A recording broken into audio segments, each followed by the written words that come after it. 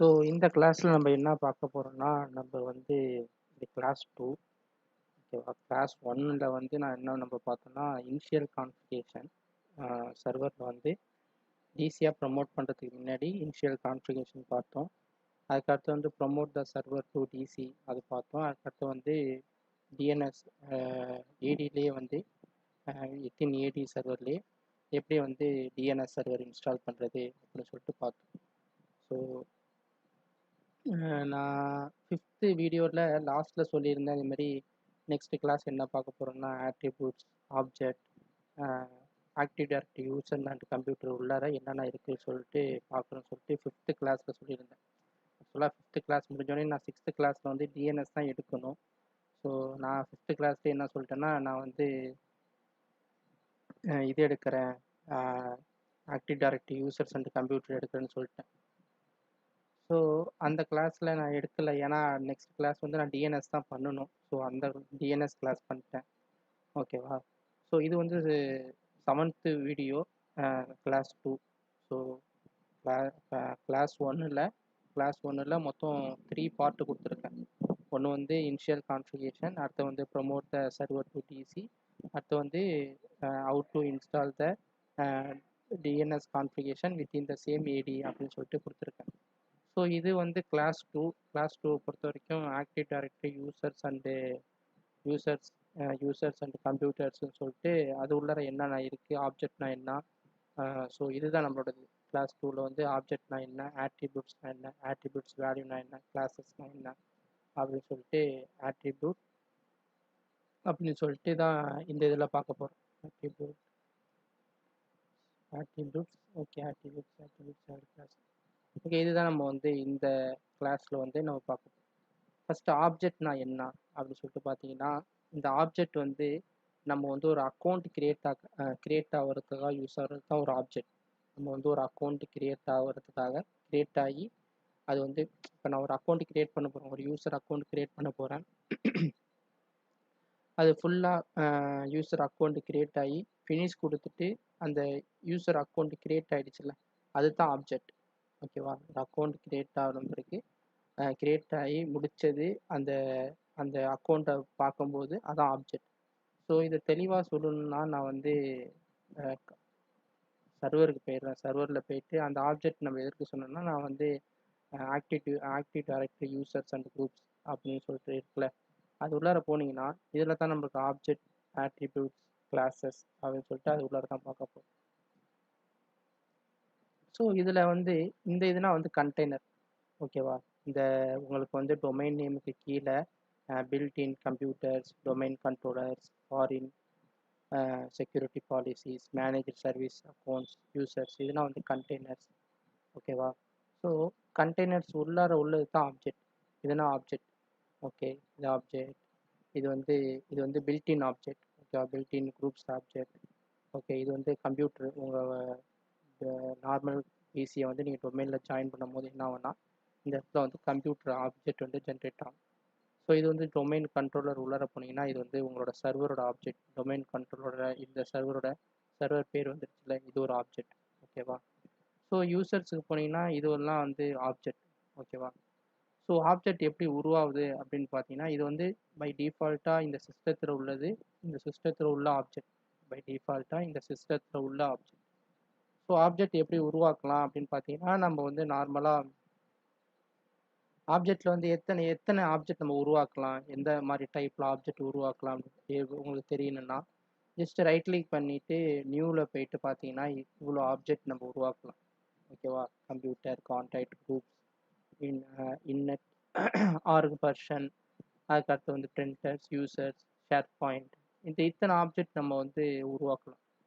சரி, எப்படி உருவாக்க முடியும் அப்படின்னு பார்த்தீங்கன்னா, நான் ஜஸ்ட் ஒரு சிம்பிளாக சொல்லித்தரேன். நான் எப்படி ஒரு ஆப்ஜெக்ட்னு எப்படி சொல்கிறேன் அப்படின்னா, இப்போ யூசர் ஆப்ஜெக்ட்னா கிரியேட் பண்ணு, யூசர் ஆப்ஜெக்ட் கிரியேட் பண்ணால் யூசர் அக்கௌண்ட் கிரியேட் பண்ணணும். ஓகேவா. சிம்பிளாக வந்து யூசர் ஆப்ஜெக்ட் கிரியேட் பண்ண சொல்கிறாங்கன்னா அது வந்து யூசர் அக்கௌண்ட் கிரியேட் பண்ணணும். ஸோ டெக்னிக்கல் வேர்டில் வந்து ஆப்ஜெக்ட். ஓகே. உங்களுக்கு வந்து நார்மலாக நீங்கள் சொல்கிறது வந்து யூசர் கிரியேட் பண்ணணும், யூசர் அக்கௌண்ட் கிரியேட் பண்ணணும் அப்படின்னு சொல்லிட்டு நார்மலாக சொல்லுங்கள். ஆனால் டெக்னிக்கல் வேர்டில் வந்து ஆப்ஜெக்ட். ஸோ ஏன் அப்படின்னா இது எல்லாமே ஒரு ஆப்ஜெக்ட் தான். இந்த சர்வரை பொறுத்த வரைக்கும் இந்த active directory users and computers உள்ளார போனீங்கன்னா அது ஆப்ஜெக்ட், இது கண்டெய்னர். ஓ, ஆப்ஜெக்டை கிரியேட் பண்ண சொல்கிறாங்கன்னா, ஓ அப்போனா உங்களுக்கு அக்கௌண்ட் கிரியேட் பண்ணணும்னு அர்த்தம்.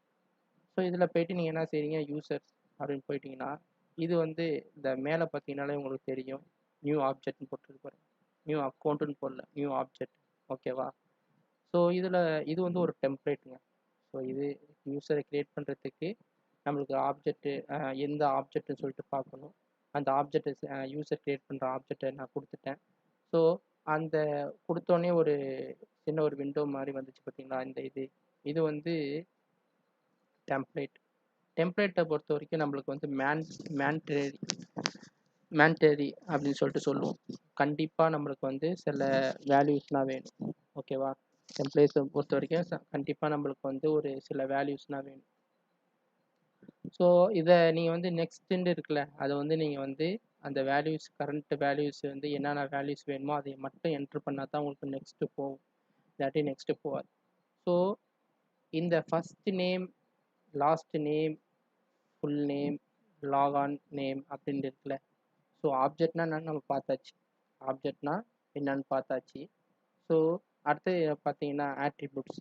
ஆட்ரிபியூட்ஸ்னால் வந்து இந்த டெம்ப்ளேட் உள்ளார உங்களுக்கு இந்த first name, last name, full name அப்படின்ட்டு இருக்குல்ல, இதுதான் வந்து ஆட்ரிபியூட்ஸ்.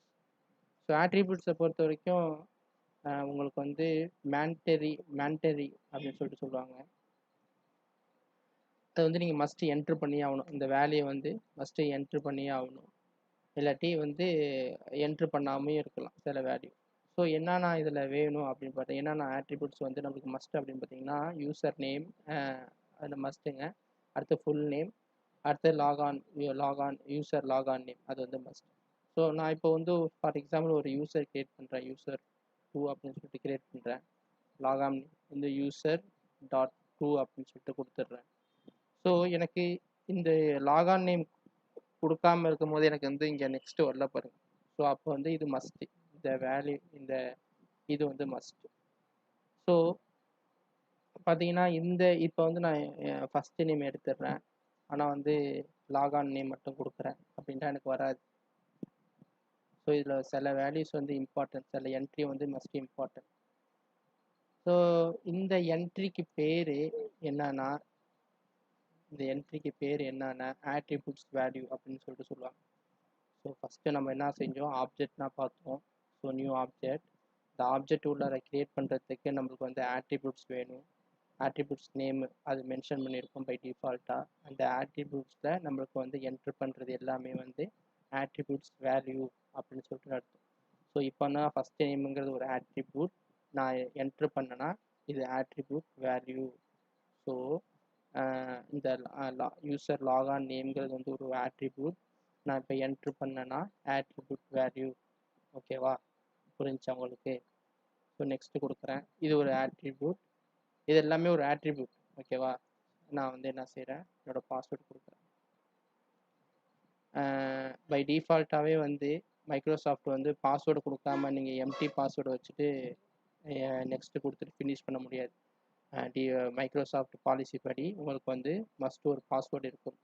ஸோ நான் பாஸ்வேர்டு கொடுக்காம எம்டி பாஸ்வேர்டு வச்சுட்டு நான் என்ன செய்கிறேன், நெக்ஸ்ட்டு கொடுத்துட்டு ஃபினிஷ் கொடுக்கும்போது எனக்கு எரர் வருது பார்த்தீங்களா? ஸோ மைக்ரோசாஃப்ட்டை பொறுத்த வரைக்கும் நீங்கள் வந்து யூசர் கிரியேட் பண்ணிங்கன்னா, யூசர் ஆப்ஜெக்ட் கிரியேட் பண்ணிங்கன்னா, இல்லை யூசர் அக்கௌண்ட் கிரியேட் பண்ணிங்கன்னா உங்களுக்கு வந்து மஸ்ட்டு அதோட பாஸ்வேர்டு வந்து பாஸ்வேர்டு ஆட்ரிபியூட்ஸ் வந்து உங்களுக்கு தேவை. ஸோ பேக் போயிட்டு நான் பாஸ்வேர்டு ஆட்ரிபியூட் கொடுக்குறேன்.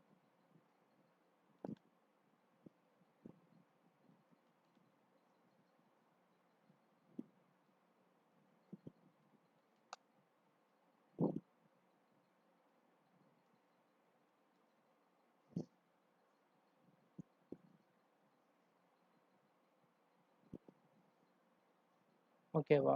இது வந்து பாஸ்வேர்ட் நெவர் எக்ஸ்பைரின்னு சொல்லிட்டு இந்த இது நான் அந்த 4 இது வந்து மஸ்ட் இம்பார்ட்டன்ட் ஒரு ஐடி சப்போர்ட்டுக்கு. நான் அது எப்படின்ட்டு நான் வந்து உங்களுக்கு அந்த யூசர் கிரியேட் பண்ணி எப்படி வந்து டொமைன் லாகின் பண்ணுறது, டொமைன் கம்ப்யூட்டர்ஸ் லாகின் பண்ணுறதில்ல இதை நான் சொல்லித்தரேன். ஸோ இப்போதைக்கு வந்து பாஸ்வேர்ட் நெவர் எக்ஸ்பைரி கொடுத்துட்டு நெக்ஸ்ட்டு கொடுத்துட்டு ஃபினிஷ் கொடுத்துட்றேன். ஸோ எனக்கு வந்து யூசர் கிரியேட் ஆகிடுச்சு. யூசர் கிரியேட் ஆகிடுச்சுன்னா ஒரு ஆப்ஜெக்ட் கிரியேட் ஆகிடுச்சு. இது ஒரு ஆப்ஜெக்ட். ஓகேவா? ஆப்ஜெக்ட் உள்ளார இது ஆட்ரிபியூட்ஸ். நான் வேல்யூ என்டர் பண்ணேன்னா அது ஆட்ரிபியூட்ஸ் வேல்யூ. ஸோ நெக்ஸ்ட்டு நம்ம என்ன இருக்குன்னா கிளாஸஸ்ஸு அப்படின்னு சொல்லிட்டு நம்ம எதை சொல்லுவோம்னா இந்த ஆப்ஜெக்ட் உள்ளார இந்த டேப்ஸ்லாம் இருக்குல்ல, member of, dial in, environment, sessions, remote control, remote desktop, service profile, இதெல்லாம் இருக்குல்ல, இதெல்லாம் வந்து கிளாஸஸ் அப்படின்னு சொல்லுவாங்க. ஸோ நீங்கள் இந்த நம்ம மேனுவலாக க்ரியேட் பண்ணதுக்கு தான் நம்ம கிளாஸஸ் சொல்லுவாங்க அப்படின்னு பார்த்தீங்கன்னா கிடையாதுங்க. நீங்கள் வந்து எந்த இது எடுத்தாலுமே அதுக்கு வந்து தனி கிளாஸஸ் இருக்கும். இதெல்லாம் கிளாஸஸ். இந்த டேப் வந்து கிளாஸஸ். ஓகேவா? ஸோ இந்த ஆப்ஜெக்ட், ஆட்ரிபியூட்ஸ் வேல்யூ, கிளாஸஸ் எல்லாம் எதில் வரும்னா உங்களுக்கு வந்து இந்த கம்ப்யூட்டர்ஸ் அண்ட் குரூப்ஸ் உள்ளார தாங்க வரும். கம்ப்யூட்டர்ஸ் குரூப்ஸுக்கு உள்ளார தாங்க வரும். ஸோ நெக்ஸ்ட்டு இதில் வந்து நம்ம என்ன செய்ய போகிறோம், அதுக்கு அடுத்து வந்து ஸோ நெக்ஸ்ட்டு நம்ம என்ன பார்க்க போகிறோம்னா